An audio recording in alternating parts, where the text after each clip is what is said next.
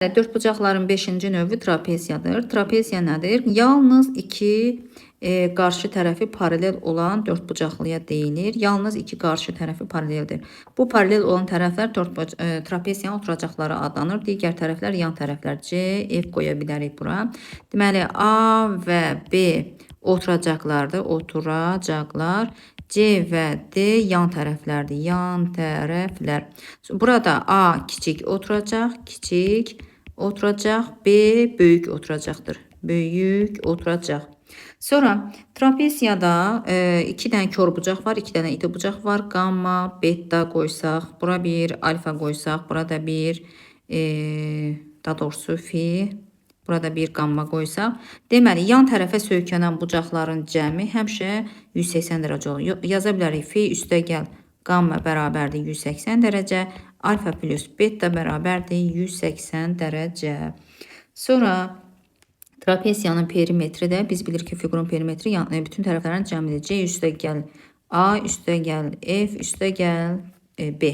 D yox, B. Deməli, trapeziyada diaqnallar hər zaman fərqli olur. Yəni, diaqnallar bir-birindən fərqli olur. Bu ixtiyari trapeziyadan gedir söhbət. Onda biz diaqnalları çəksək, diaqnallar bu D1 diaqnalı olsun, bu D2 diaqnalı olsun. Bura biz D2 adlandıraq və buna da biz D1. Və oturacaqları biz A, B, yan tərəfləri C və F adlandıraq. Və burada D1 fərqlidir D2 deyir mütləq şəkildə.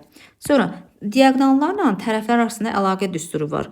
D1-in kvadratı üstəgəl D2-nin kvadratı bərabərdir. Yan tərəflərin kvadratları cəmi, yəni F kvadratı, C kvadratı üstəgəl F-in kvadratı, üstəgəl 2 vurulsun A vurulsun B, yəni oturacaqların hasilinin 2 misinə bərabərdir.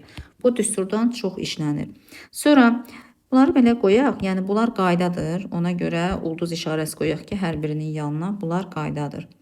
Sonra trapeziyada orta xətt var. Orta xətt nədir? Oturacaqlara paraleldir və onun cəminin yarısına bərabərdir. Hər oturacağa paralel olan xətt orta xətt deyil. Orta xətt mütləq tərəfi yarı bölməlidir. Mütləq. Yan tərəfləri yarı bölməlidir. A, B qoysaq, burada bir X qoysaq. Deməli, burada M, N qoyuram. Orta xətt burada, yəni X bərabərdir, yəni M, N, o da bərabərdir oturacaqların cəmin yarısını. Yəni A üstəgəl B bölünsün 2 olacaq. Sonra belə bir misala baxa bilərik trapeziyaya aid. Tutaq, gəlin biz buna öncə trapeziyamızı çəkək. Bizə dedi yan tərəflər 5 və 7 cm-dir. Təbii ki, bu kiçik yan tərəf 5 olacaq, böyük yan tərəf 7. 5, 7, bura bir A, bura bir B qoyuram və buradan bir orta xətt çəkirəm, bir Y yazıram.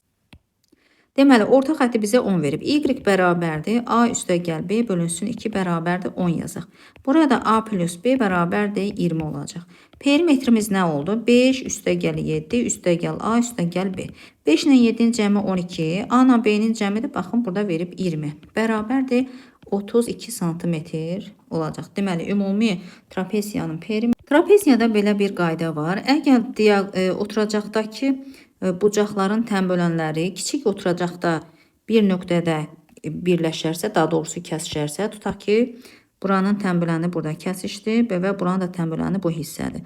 Bura alfa qoysam, onda burada alfa olar. Çünki daxili çarpaz bucaqlardır.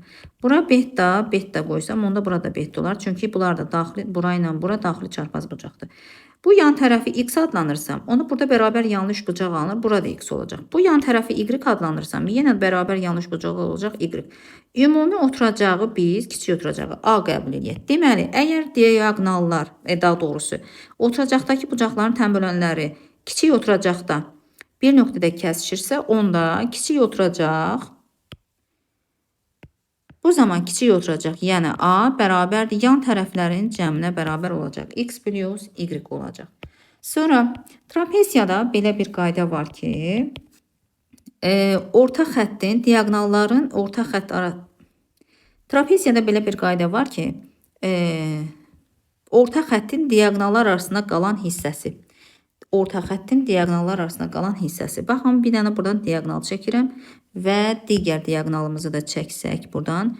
Biz buradan bir orta xətt çəkirəm. Baxın, buradan bir orta xətt çəkirəm. Bu orta xəttin diaqonallar arasında qalan hissəsi, yəni buranı verir bizə. Buranın tapılması. Gəlin buranı adlandıraq. Daha doğrusu M, N, A, B, C, D adlandırsaq. Bura bir K deyək, burada bir L deyək. Bizdən KL məsafəsini istəsə, kiçik oturacağa A deyək, böyük oturacağa B deyək. Bu zaman burada əlaqələndirmə eləyək. Deməli, KL bərabərdir. Oturacaqların fərqinin yarısı, yəni böyük oturacaqdan kiçik oturacağı çıxıb 2-yə bölürük. Və burada MK bərabərdir LN-ə, o da bərabərdir kiçik oturacağın yarısına. Və ML bərabərdir NK, o da bərabərdir böyük oturacağın yarısına, yəni B-nin yarısına. Bu niyə belə olur? Çünki baxın, bura və bu hissə bir-birinə bərabərdir. Bax, bu hissə tərəfin yarı bölür axı, orta xətdir. A, B, C üçbucağın orta xəttir. Onda bura olur A bölünsün 2. Eyni şey burada ait. A bölünsün 2. İndi baxın, bu hissəyə bir dənə diqqət etsək, bu hissəyə. Bax, bu ML və bu hissəyə. Baxsaq, burada kiçik oturacağın, daha doğrusu böyük oturacağın yarısı B bölünsün 2, burada B bölünsün 2 olacaq. Yəni, biraz qarışıq ola bilər. Əsas, yəni diaqonalların, orta xəttin diaqonallar arasında qalan hissəsi B minus A, yəni oturacaqların fərqinin yarısına bərabərdir. Sonra trapeziyada belə bir qayda var ki, diaqonalların kəsişmə nöqtələri arasında qalan hissə, bax, diaqonallar kəsişdi və buradan keçən düz xətt oturacağa paraleldir. Baxın, orta xətt deyil ha. Sadəcə oturacağa paralel düz xətti və diaqonalların kəsişməsindən keçir. Buranı bir A, B, C, D adlandırsaq, buranı da bir F, Y adlandırsaq. Oturacaq, böyük oturacaq, kiçik oturacaq A, B yazaq. Deməli, bu hissə yazırıq onda. Y, F bərabərdir. 2 vurulsun A vur B bölünsün A üstə gəl B. Yəni, oturacaqların hasilinin 2 mislinin oturacaqların cəminə nisbəti. Buna harmonik orta deyirlər. Harmonik orta. Buna harmonik orta deyirlər. Və burada bu kəsişmə nöqtəsində bir O qəbul etsək, baxın, bura X, bura X. Bu məsafələr bir-birinə bərabərdir. Yəni, F, O bərabərdir O, Y-yə. Bunlar bir-birinə bərabər olacaq. Sonra və onu da bilir ki, bu məsafəni 2-yə bölməliyik də. Ümumi məsafəni tapandan sonra 2-yə bölsək, elə AB bölünsün A üstə gəl B olacaq. Deməli, buradan da biz yaza bilərik ki, Fales teoreminə əsasən diaqonalların hissəsi AO bölünsün OC-yə nisbəti bərabərdir. İndi bu diaqonala tətbiq eləyək. BO-nun OD-yə nisbətinə bərabərdir. İndi yan tərəflərə tətbiq eləyək. AF-in FD-yə nisbəti və sağ tərəfdəki yan tərəfə. BY-nin YC-yə nisbəti, o da bərabərdir. Kiçik oturacağın böyük oturacağın nisbətinə bərabərdir. Yəni, bu qaydanı da unutmayaq. Hər zaman düşür bu qaydalar. Sonra, trapeziyada belə bir qayda var. Trapeziyada. Əgər diaqonallar düz bucaq altında kəsişərsə, D1 perpendikulyardır D2. Bura D1 qoyuram, D2 qoyuram. Yazıram. Əgər düz bucaq altında kəsişərsə, oturacağa A, burada B yazın. Bu zaman D1 perpendikulyardır D2 olarsa, onda diaqonalların kvadratları cəmi, D1-in kvadratı üstə gəl D2-in kvadratı bərabərdir. Oturacaqların cəminin kvadratı olacaq. Bu hardan alınır? Biz buradan, bu yan tərəfdən bu diaqonala paralel bir xətt uzaldıq. Baxın, paralel xətt uzatın. Bu paralel xətt bura. Deməli, D2 onda burada olacaq D2. Və buranı da uzaldıb burayla birləşdirirəm. Bura A-dırsa burada A olarmı? Və burada düz bucaqdırsa onda bu hissə düz bucaq olacaq. Adlandırsaq A, B, C, D. Burada alındı ki, A, C, D, A, C, D üçbucağı düz bucaqlı üçbucaq oldu. Bu oldu D1 diaqonalı. Bura oldu D2, burada oldu B üstə gəl A. Baxın, Pifaqor teoreminin tətbiqidir. D1-in kvadratı üstə gəl D2-in kvadratı bərabərdir hipotenuz. Yəni, B üstə gəl A-nın kvadratının mötərizə kvadratına. Baxın, bu trapeziyada çox işlənən qaydalardan biridir. Sonra trapesiyada belə bir qayda var ki, trapesiyanın yan tərəfinin bucaqlarının tən bölənləri onun orta xəttinə düşür. Baxın, yan tərəfinin bucaqlarının tən bölənləri bu yan tərəfdir və bu da yan tərəfdir. Onda bura tən böləndirsə, bu tən böləndirsə, burada tən böləndirsə, onda bu 90 dərəcə olur və orta xəttin üzərinə düşür. Buradan keçən xətt orta xəttdir. Bunun üzərinə düşür. Və biz bilirik ki, bu düz bucaqlı üç bucaqda düz bucaq təpəsinə çəkilən median, hipotenuza çəkilən medianı və hipotenuzun yarısına bərabər olacaq. Bu orta xəttin üzərinə düşür. Və buna aid biraz buna oxşar başqa bir qayda var trapesiyada. Trapesiyada belə bir şey var ki, yan tərəflərin tən bölənləri arasında qalan, daha doğrusu tən bölənlərin kəsişməsi arasında qalan hissə, baxın, bax, bu tən bölənlərdir və bunlar arasında qalan hissə. Tutaq ki, buranı birinə adlandıraq. Buranı bir uzun bir xətt çəkək. Bax, bura. X adlandıra bilərik. Bu bucaqlar 90 dərəcədir. Yan tərəfi C, F adlandıraq. Oturacaqlar A, B adlandıraq. Və bu orta xətti bilirik dedik. Bölür, yarı bölür. Onda X bərabərdir. X bərabər. X buradır. Ha, baxın bu hissə, qırmızı hissə. Elə bir tən bölənlərin kəsişmə nöqtələri arasındakı məsafə. X bərabərdir. Oturacaqların cəmi modulda A üstəgəl B çıxılsın yan tərəflər, çıx C, çıx F bölünsün 2-yə bərabərdir. Bu mütləq bu qaydadan da işlənir. Misal üçün, trapesiyaya aid bir suala baxaq. Trapesiyanın yan tərəfləri 6 və 8 santimetr olarsa, 8 santimetrdir. 8 yazaq. 8 santimetrdir. Yəni bunu silək, burası səliqəli yazaq. Trapesiyanın yan tərəfləri 6 və 8 santimetrdir. Kiçik oturacaq 5 santimetr olarsa, perimetrin ən böyük qiymətini tapın. İlk öncə trapesiyamızı çəkək. Bizə deyir, yan tərəf 5-dir və böyük yan tərəf çəkək bura. Deməli, yan tərəflər 6 və 8-dir, hə, kiçik oturacaq 5-dir. Deyir, perimetrinin ən böyük qiymətini tapın. Biz ilk öncə yan tərəfə bir paralel düz xətt çəkirəm mən. Baxın, yan tərəfə paralel. Və 6-dırsa, onda burada 6. Bu 5-dirsə, burada 5-dir. Bura bir x yazıram. Üçbucaq bərabərsizliyə əsasən x kiçikdir nədən? 6 ilə 8-in cəmindən, böyükdür nədən? 8-dən 6 çıxıram. Yəni 2 kiçikdir x kiçikdir 14-dən. X burada 2 ilə 14 arasında qiymətlər alacaq. Yəni ən böyük qiymətini deyirsə perimetrin. Deməli x-in ən böyük qiymətini alacaq. X-in ən böyük qiyməti də 13 olacaq. Perimetri hesablasaq P bərabərdir. Buradan böyük tərəfi götürdük. 6 üstəgəl 5, üstəgəl 8, üstəgəl 5, yəni bu 5, üstəgəl 13 bərabərdir. 11, 19 və 37 santimetr olacaq. Deməli, trapesiyanın ən böyük tərəfi 37 santimetr oldu. Sonra trapesiyanın hündürlüyü nədir? Hündürlük 2 paralel düz xətt arasında qalan məsafə deməkdir. Yəni, bu trapesiyanın hündürlüyü, baxın, bu hündürlükdür. H hündürlük. Sonra trapesiyada belə bir qayda var ki, əgər diagonal yan tərəfə perpendikulyar olarsa, buna aid də bir qayda var. Diagonal yan tərəfə perpendikulyar olarsa, bu diagonal bura D qoyaq və yan tərəfi də bir C adlandırsaq, bu hündürlük H. Bu zaman bu ümumi adlandırır. A, B, C, D adlandırsaq, burada bir C, Y qoysaq. Onda burada Pifagor teoreminə əsasən H, yəni C, Y bərabərdir H-a, o da bərabərdir. Daha doğrusu kvadratlar olacaq. Düz bucaqlı, üç bucaqda düstura əsasən A-Y vurulsun, Y, D-yə. Çünki burada baxın, düz bucaqlı, üç bucaq əmələ gəldi. H kvadratı M, N düsturu var idi. Ha, düz bucaqlı, üç bucaqda. Eyni o qaydanın tətbiqidir burada da. Sonra trapesiyada belə bir qayda var ki, əgər trapesiyanın daxilinə çevrə çəkilibsə, onda onun qarşı tərəflərinin cəmi mütləq bir-birinə bərabər olacaq. Mütləq. Yoxsa bu ümumiyyətlə ixtiyari dörd bucaqlı yaxdır. C, D, A, B qoysaq və bu da kiçik R-dir. Daxili çəkilmə çevrənin radiusu. Burada C üstəgəl.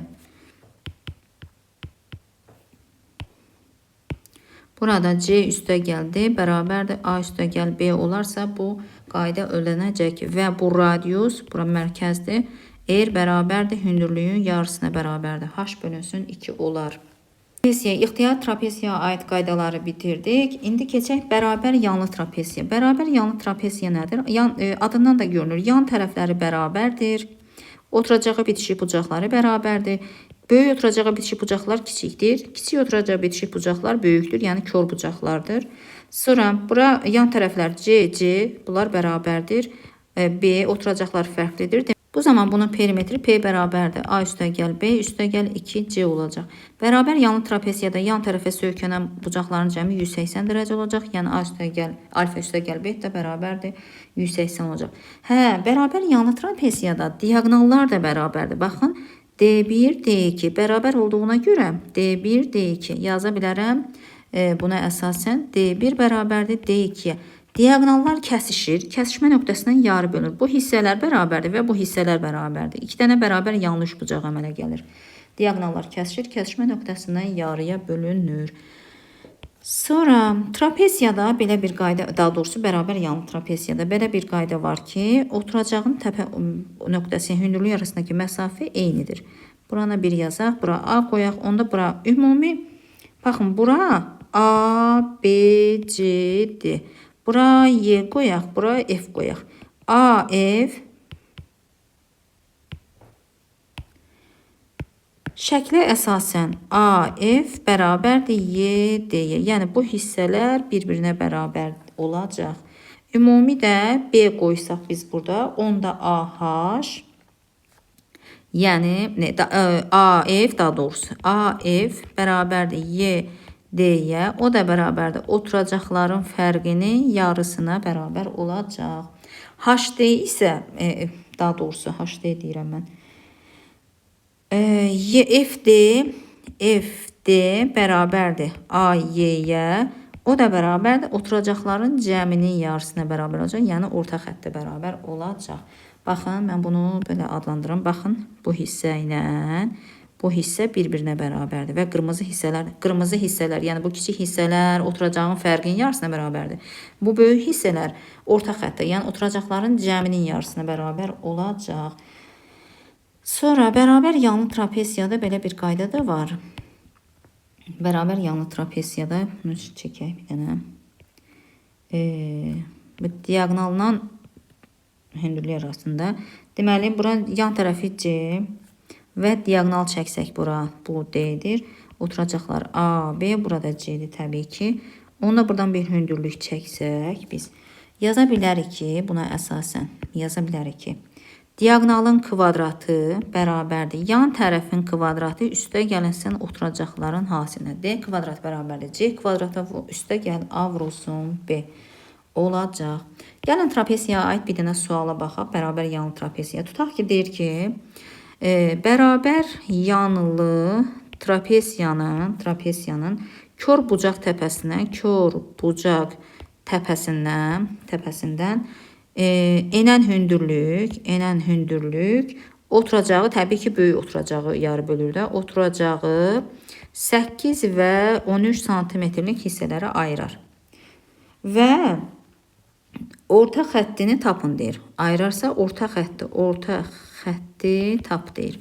Gəlin bunun şəklini çəkək. Deyir ki, bərabər yanlı trapeziyadır və kör bucaq təpəsindən çıxan hündürlük. Kör bucaq haradır dedi? Kiçik oturacağa bitişikdə. Buradan çıxan hündürlük böyük yan tərəfi, yəni böyük oturacağı 8 və onda burada 13 sm olan iki hissəyə bölür. Orta xəttini tap.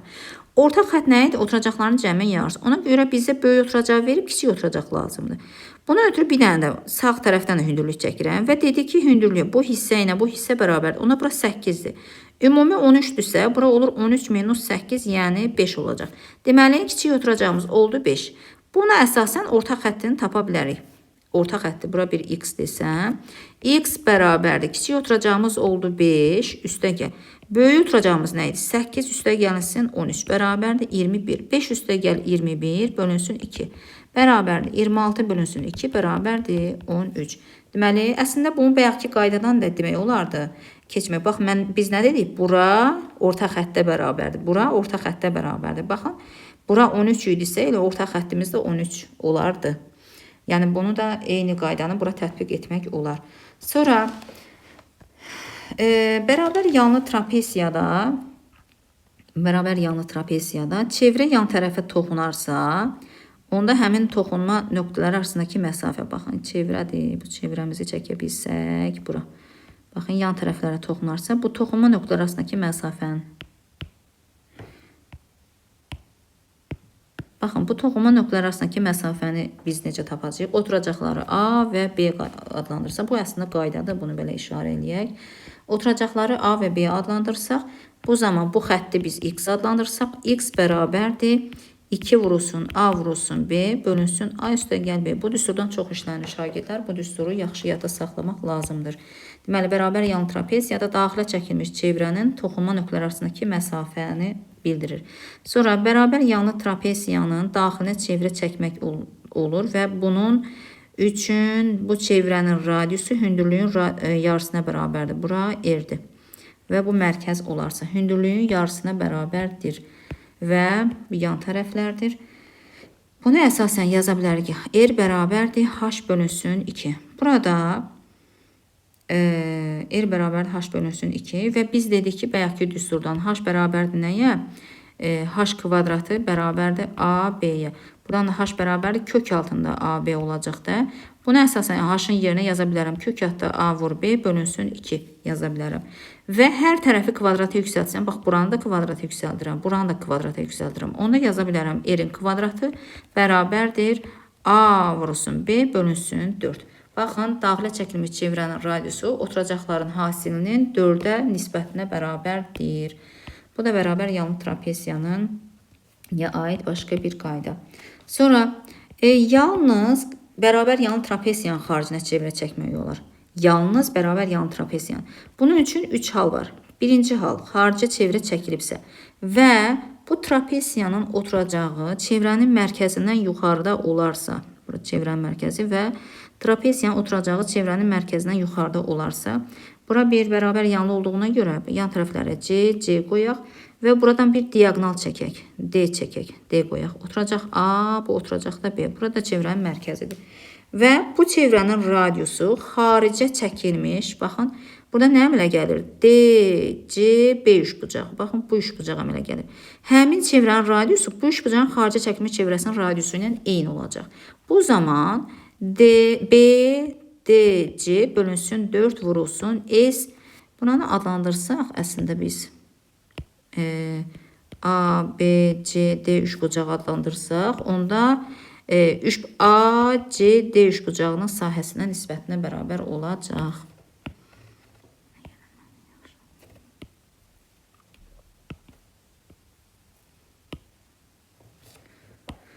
Sonra burada ikinci halda necə olacaq? Əgər trapeziyanın mərkəzi, daha doğrusu trapeziyanın oturacağı çevrənin mərkəzindən keçərsə necə olacaq? Bu trapeziyadır və oturacağı çevrənin mərkəzindən keçərsə, onda diagonal, bura bir C qoysaq, C yan tərəflər C və bu diagonal. Diagonal, baxın, burada perpendikulyar olacaq. Çünki mərkəzə söykənən daxili bucaqda düz bucaqla əmələ gələcək. Və bu çevrənin radiusu həmin bu düzbucaqlı üçbucağın xaricə çəkilmiş çevrəsinin radiusuna bərabərdir. Düzbucaqlı üçbucağın xaricə çəkilmiş çevrəsinin radiusu nə idi? Tərəfin yarısına bərabərdir. Bura bir B qoysaq, yəni B-nin yarısına, yəni hipotenuzun, tərəf deyəndə hipotenuzun yarısına bərabər olacaq. Bu xətt həm trapeziyanın böyük oturacaqdır, həm bu düzbucaqlı üçbucağın hipotenuzu olur, həm də ümumi çevrənin diametri olur. Baxın, bunu yadda saxlayaq. Üçüncü halda necə olacaq? Üçüncü halı bura yaza bilərəm əslində. Üçüncü halda isə trapeziyanın oturacaq orta xətt mərkəzdən aşağıda olarsa, bu trapeziyadır və oturacaq mərkəzdən aşağıda olarsa. Yenə burada biz bura bir C, burada C adlandırsam və diagonal çəksəm, bu mərkəzdir, diagonal çəksəm, bu da oturacaq, böyük oturacaq. Yenə böyük radius həmin bax bu üçbucağın xaricə çəkilmiş çevrəsinin radiusuna bərabər olacaq. Onda D vurulsun, B vurulsun, C bölünsün 4. Bunun tərəflərini A, B, C, D adlandırsaq, S, A, B, C, yox, A, C, D olacaq. Bax, bu üçbucağın sahəsi. A, CD. Bu üçbucağın sahəsi. Bu üç tərəf verildiyinə görə üçbucağın tərəfinin tapılması sahəsi, xarici eşkenar çevrəsinin radiusunun tapılmasıdır.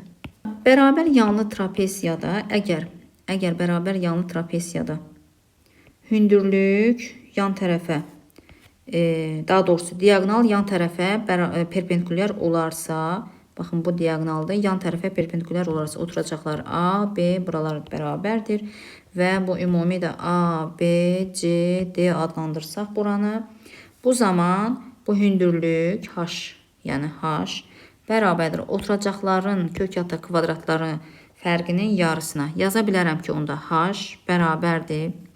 Kök altında oturacaq, böyük oturacaq AD-nin kvadratı çıxılsın BC-nin kvadratı və bölünsün 2. Və biz bilirik ki, AD-miz nədir? B-də. Kök altında B kvadratı minus A kvadratı bölünsün 2. Bu düstur da həmişə yəni mütləq işlənən düsturlardan biridir. Sonra trapeziyada belə bir qayda var. Bərabər yanlı trapeziyada əgər yan tərəflər bərabərdirsə, burada daha doğrusu diagonallar perpendikulyar olarsa, baxın bura perpendikulyar olarsa B1, D2 və biz bilirik ki, diagonallar bərabərdir.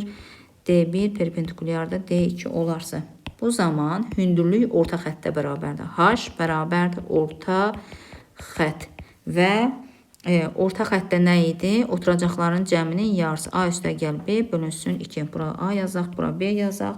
Və bu hündürlüklər, baxın bu hündürlük və bu hündürlük. Bu H1 yazaq, bura H2 yazaq. Ümumi hündürlük də bu olsun, H. H bərabərdir, H1 üstə gəlinsin H2. Ümumi hündürlük bu iki hündürlüyün cəminə bərabərdir. Və diagonaldan, buradan da belə çıxır ki, diagonal, yəni D bərabərdir, kök altında 2 H-a və D bərabərdir kök altında 2. H-ın da yerinə yaza bilərik ki, oturacaqların cəmi yarısı A üstəgəl B bölünsün 2 düsturu ilə hesablanır. Trapeziyada belə bir qayda var ki, trapeziyanın diagonalları onun böyük və ya kiçik oturacağındakı bucaqların tənbölənləri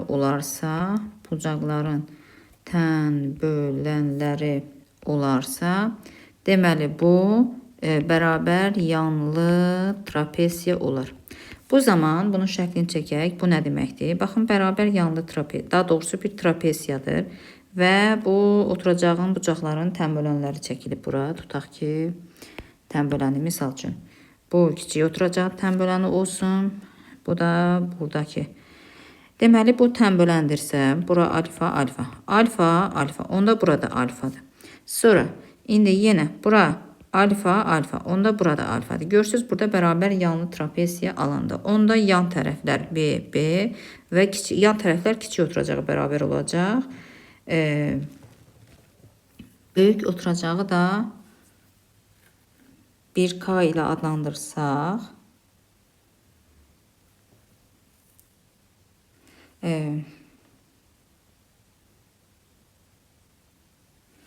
böyük oturacağı da 1K ilə adlanırsaq, bu zaman bunun perimetri P bərabərdir 3B üstə gəlinsin K olacaq.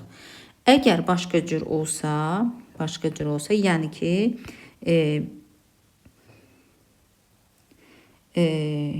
yəni kör bucaqların tənbölənləri olarsa, onda kör bucaqların tənbölənlərini çəksək biz.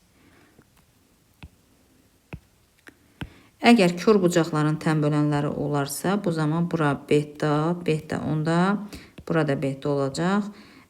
Beta, onda burada beta olacaq. Daxili çarpaz bucaqlardır. O zaman biz nə edirik? Beta, bura ilə bura bərabər olur. Bura bir K desəm, onda burada K olacaq. Burada K olacaq, yan tərəflər bərabər olur. Onda burada bir A desi. Bu zaman perimetr P bərabərdir 3K üstə gəlinsin A-ya bərabər olacaq. İndi isə biz düzbucaqlı trapeziyaya baxıb. Düzbucaqlı trapeziya nədir? İki bucağı düz bucaq olan, yəni 90 dərəcə olan trapeziyadır. İki bucağı düz bucaqdır, yəni 90 dərəcə. Belə bir olur və bu düz bucaq olan tərəf trapesiyanın həm də hündürlüyünə bərabər olacaq. Kiçik oturacağı A adlandıraq, böyük oturacağı B adlandıraq.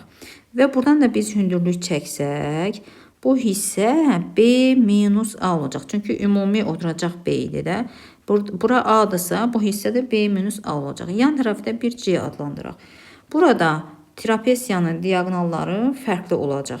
Trapesiyanın həm zaman düzbucaqlı trapesiyanın diagonalları fərqlidir. Çünki biri böyük, biri kiçik olacaq. Baxın, diagonallar baxın, bu kiçik diagonal olur, bu da böyük diagonal. Onda D1 fərqlidir D2-dən olacaq.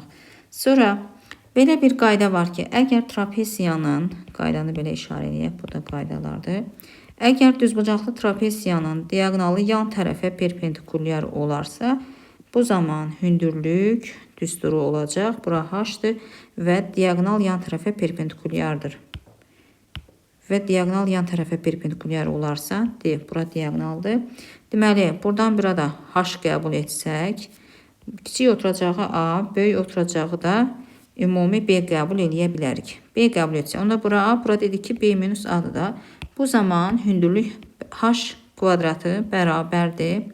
A vurulsun B minus A olacaq. Yəni, oturacaqların hasili çıxılsın kiçik oturacağın kvadratına bərabər olacaq. Çünki burada düzbucaqlı üçbucağa mənə gəlir. Onun hündürlüyü belə bir düstur var idi. H kvadrat bərabərdir MN düsturu. Bu oradan alınır. Deməli, əgər diagonal yan tərəfə perpendikulyar olarsa D perpendikulyardır, C olarsa bu şərt ödənəcək. Sonra trapesiyada belə bir qayda var ki, əgər düzbucaqlı trapesiyanın daxilinə çevrə çəkilibsə, bu çevrə hündürlüyün yarısına bərabərdir. Bu çevrənin radiusu daha doğrusu hündürlüyün radiusuna bərabər olacaq. Bu çevrənin radiusu hündürlüyün yarısına bərabər olacaq. H-dırsa, onda biz kiçik oturacağı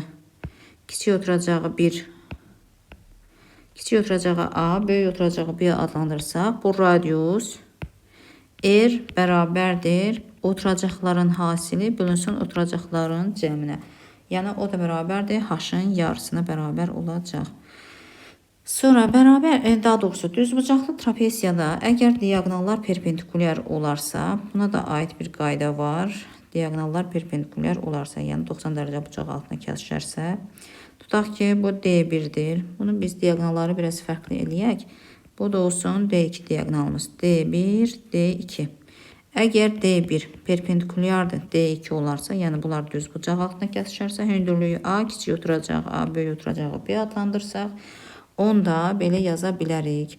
H kvadratı bərabərdir A vurulsun B. Yəni oturacaqların hasilinə bərabər olacaq.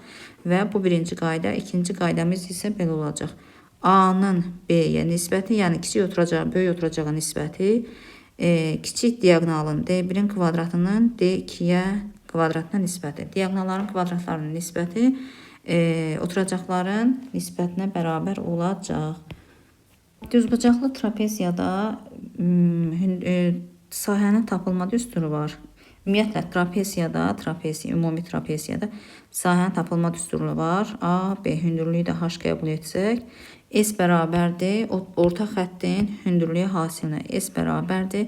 A üstə gəl B bölünsün 2 vurulsun H. Orta xətti də biz bilirik ki, oturacaqların cəminin yarısına bərabərdir. Və ən son burada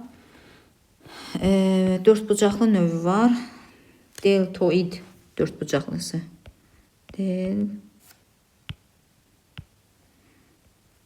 Deltoid.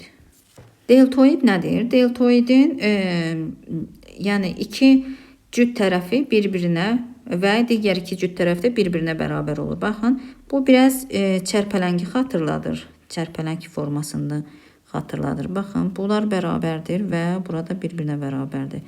Yəni, bura bir-birinə bərabərdir. A qoyaq və bu hissələr də bir-birinə bərabərdir. B qoyaq. Buna deltoid deyilər. Bu, qabarıq dördbucaqlıda da belə ola bilər. Bir də var, çökük dördbucaqlıda da deltoid var. Bunu da çəksək, baxın, bu iki qarşı tərəflər bir-birinə bərabərdir və bu tərəflər də bir-birinə bərabərdir. Bura x, buranı y qoysaq, onda bu bucaqlar alfa və burada bir beta olacaq. Burana bir qamma qoya bilərik biz. Yəni bunlar deltoidlərdir. Deltoiddə bunlar tənbölən olacaq. Əgər buradan biz bu təpə nöqtələrini birləşdirsək, bunlar tənbölən olacaq və eyni zamanda bunları da birləşdirsək, bu hissə də tənbölən olacaq bunlar.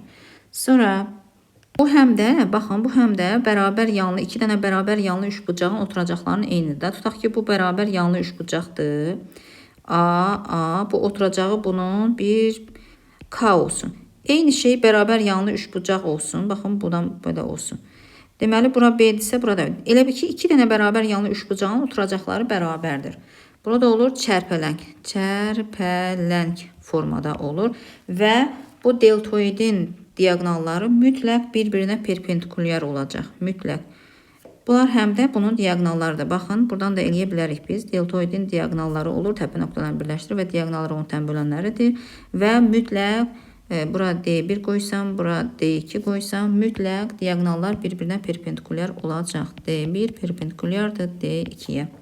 Bu qədər dəyərli şagirdlər, bütün dördbucaqlılara aid olan demək olar bütün qaydaları mən sizə izah etdim. Bəyənməyi, rəy yazmağı, paylaşmağı, abunə olmağı unutmayın. Görüşərik.